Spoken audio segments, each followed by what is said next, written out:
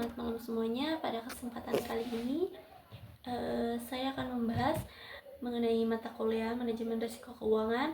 Nah, pembahasannya itu pembahasan pertama tentang pengantar manajemen risiko, etika, dan kepatuhan.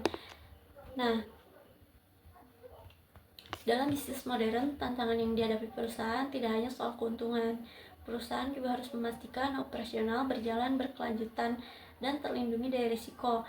Nah, dari hal inilah ada dua hal penting yang berperan, yaitu manajemen risiko dan regulatory compliance.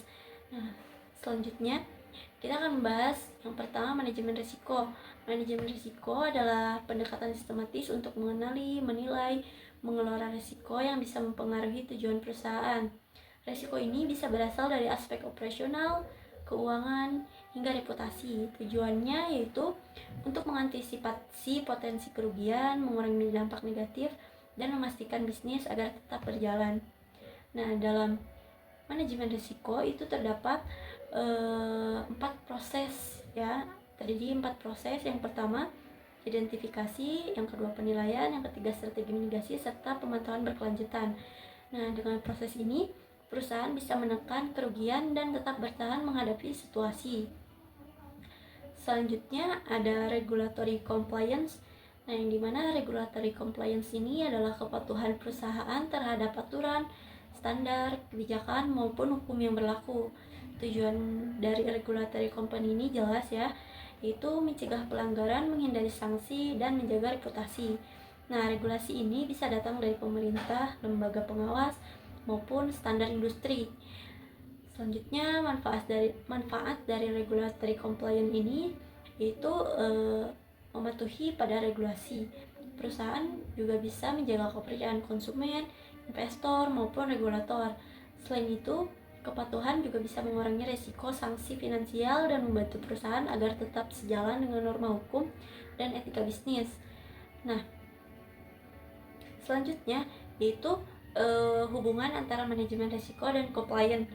Nah, keduanya ini saling melengkapi. Jika digabungkan, manajemen risiko dan compliance bisa menjadi fondasi kuat bagi keberlanjutan bisnis. Manfaat integrasinya yaitu agar strategi bisnis lebih selaras, operasi lebih efisien, kepercayaan lebih meningkat, dan bisa berjalan lebih aman. Namun, dari hal ini ada tantangan integrasi. Nah, perusahaan akan menghadapi kompleksitas regulasi, keterbatasan sumber daya manusia, koordinasi antar departemen, kebutuhan teknologi yang canggih, serta sulitnya mengukur kinerja secara cepat. Selain itu, regulasi dan lingkungan bisnis yang cepat berubah menjadi hambatan tersendiri. Namun, dari tantangan yang menantang tadi, itu ada juga keuntungan integrasinya. Keuntungannya sangat besar. Perusahaan bisa lebih efisien terkelola strategi bisnisnya, lebih selaras dengan regulasi, meningkat, dan daya saing pun lebih kuat. Selanjutnya ada kesimpulan. Jadi, integrasi manajemen risiko dan compliance adalah kunci keberlanjutan bisnis. Dengan ini, perusahaan bisa lebih adaptif, kuat, serta dipercaya oleh stakeholder. Perusahaan juga bisa tumbuh lebih aman dan berkelanjutan.